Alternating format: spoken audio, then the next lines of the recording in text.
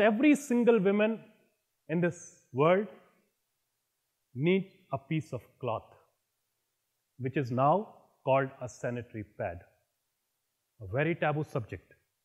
Even the most literate people don't talk about it.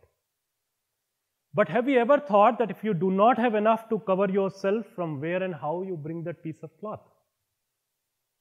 2004, 2005, just about 8-9 years back, a subject which is related to more than half of our population. You go on Google, type sanitary pads, sanitary napkin, the best products, designer tampons, cups from this part of the world or many other part of the world. Not even a single major research, no problem statement, no solution. Another non-issue. And it was somewhere shocking for us, because large part of the development world ultimately work on microfinance, self-help group, health, and everywhere the first and the last target is the women. How come we are not talking about the sanitary pad? We started traveling across the country to understand it.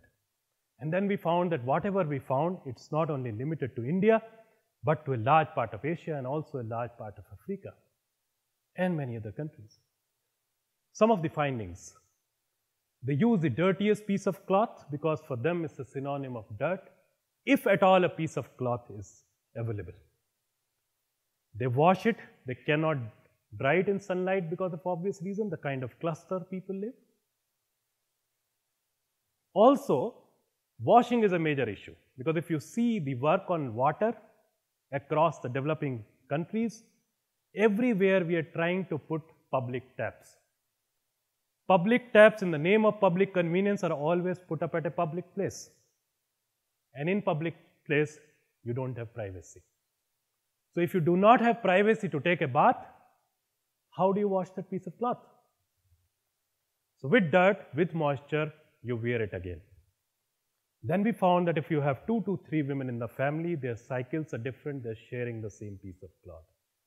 We further found that in many, many cases, it is the property of many families of a village. So anybody in the village needs it, will actually pick it up from a dingy hidden corner and then keep it back.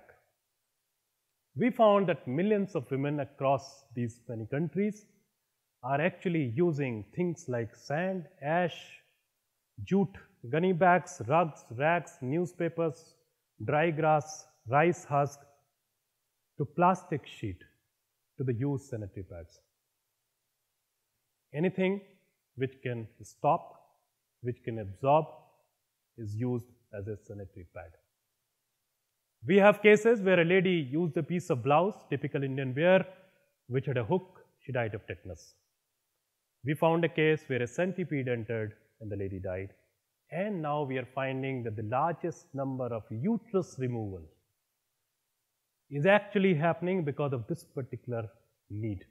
Because the moment an infection happens, you are told that now there are chances of cervical cancer, or the cancer has already set in, let's remove the uterus. So exactly at the childbearing age, you lose your uterus and ovaries just because of that small piece of cloth. The recent surveys on a small sample size happened in India, and they found that only 12% of the women have an access to the market product.